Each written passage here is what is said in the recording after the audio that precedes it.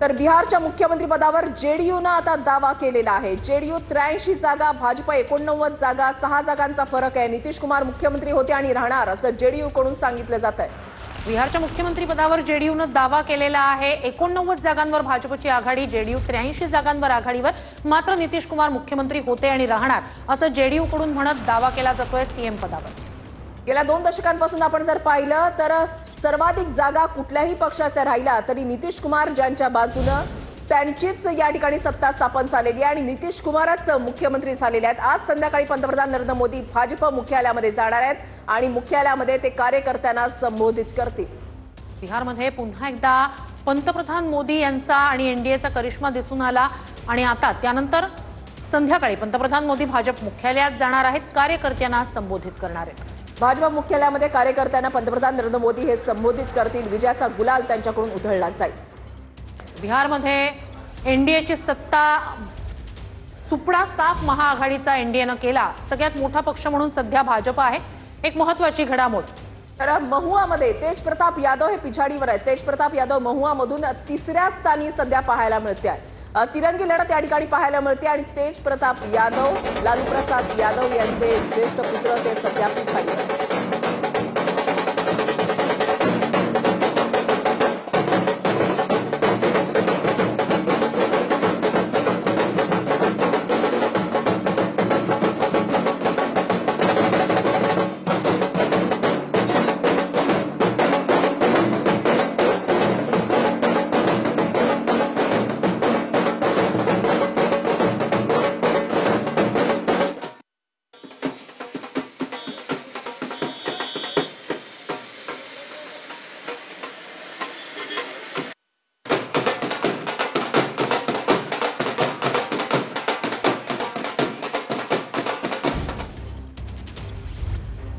मोकामामध्ये जेडीयूचे अनंत सिंह यांचा विजय निश्चित आहे। 23व्या फेरीनंतर अनंत सिंह 24,798 मतांनी आघाडीवर आहेत। मोकामामध्ये जेडीयूचे अनंत सिंह जे आहेत ते आता सध्या आघाडीवर आहेत। अनंत सिंह यांना त्या ठिकाणी छोटे सरकार असं म्हटलं जातं। दोनदा ते या ठिकाणाहून निवडून आलेले आहेत आणि त्यांच्या विरोधात महिला उमेदवार ज्या होत्या मात्र त्या पिछाडीवर असल्याचं पाहायला मिळतंय। मोकामामध्ये जेडीयूच्या अनंत सिंह म्हणजे छोटे सरकार यांचा विजय हा निश्चित मानला जातोय। त्यांच्या विरोधात सूरज भान यांच्या पत्नी होत्या रिंगणात। मात्र मोकामामध्ये तुरुंगातून निवडणूक लढणारे अनंत सिंह यांचा विजय निश्चित आहे।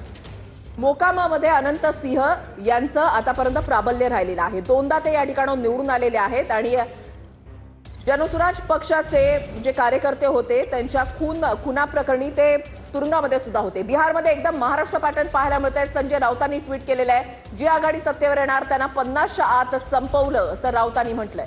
निवडणूक आयोग आणि भाजप राष्ट्रीय कार्य करतंय असं म्हणत संजय राऊतांनी टोलाही लगावलाय।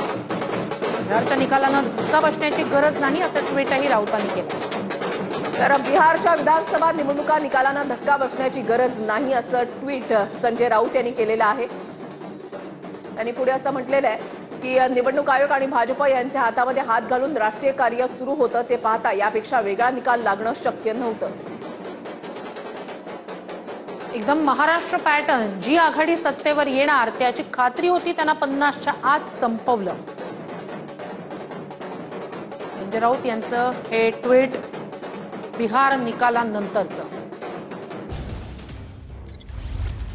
तर तेजस्वी यांचा मुख्यमंत्री पदाचा चेहरा घोषित करायला वेळ लावला गेला। तेजस्वी यादव यांचा चेहरा घोषित करायला वेळ लावला गेला। काँग्रेस आणि आरजेडीनं चुका केल्या असं अंबादास दानवे यांचं म्हणणं आहे। काँग्रेसच्या विजयाचं प्रमाण अतिशय कमी असंही अंबादास दानवेंनी म्हटलंय। जागा वाटपात याच्यात मोठ्या प्रमाणावर नुसता वाटा मागते। प्रत्यक्षात ज्यावेळेस विजयाचं वेळ येते त्यावेळेस काँग्रेसच्या विजयाचं प्रमाण हे अतिशय कमी असतं। ही काँग्रेसची मानसिकता आहे। आता आम्ही नगरपालिका वगैरे विषयी सुद्धा बोलतो तर काँग्रेसच्या कार्यकर्त्याची हीच मानसिकता असते आणि त्याच्यामुळं मला असं वाटतं बाकीच्या लोकांचं सुद्धा नुकसान होत असतं। जागा वाटपाचा घोष शेवटच्या दिवसापर्यंत हा नसला पाहिजे। काँग्रेसवाले जिथं इच्छा नसताना ही जागा द्या, ती जागा लढा, ही आम्ही लढतो, ती आम्ही लढतो, कित्येक ठिकाणी आमच्याच कार्यकर्त्यांना फोन आमच्या पंजावर लढा असं सगळीकडे चालतं। मला असं वाटतं हे काही योग्य नाही आहे। हे महाराष्ट्राच्या वेळेसच शिकायला पाहिजे होतं जे बिहारमध्ये शिकले नाही। महाराष्ट्राची निवडणूक असताना उद्धवजी ठाकरे साहेबांना खूप आधी मुख्यमंत्री पदाचा चेहरा घोषित केला असतं आणि खूप आधी जागा वाटप केलं असतं तर मला असं वाटतं परिणाम वेगळे दिसले असते. परंतु जी चूक महाराष्ट्रात केली ती चूक बिहारमध्ये सुद्धा पुन्हा एकदा झालेली. आता निकाल आहे, त्या निकालांच्या अनुषंगाने येणाऱ्या काळामधलं सरकार स्थापन होणार आहे. जे खेळाडूवृत्ती ठेवली पाहिजे हे सत्य आहे, त्यामुळे निवडून आलेल्यांच्या संदर्भात अभिनंदन करण्यासाठी कुठली अडचण नाही. मात्र एकंदरीत बिहारच्या झालेल्या ज्या निवडणुका आहेत या वोट चोरी या मुद्द्याच्या अनुषंगाने झाल्या होत्या आणि निवडणूक आयोगाने फ्री अँड फेअर या निवडणुका ती करत नाही आणि त्या संदर्भामध्ये याच्यावर काही प्रभाव झाला आहे का हे आगामी काही दिवसांमध्ये दूध का दूध पाणी का पाणी होईल. आणि हा सर्व जो निकाल बिहारमध्ये एवढं परिवर्तन आणि बिहार एवढा विकसित झालाय.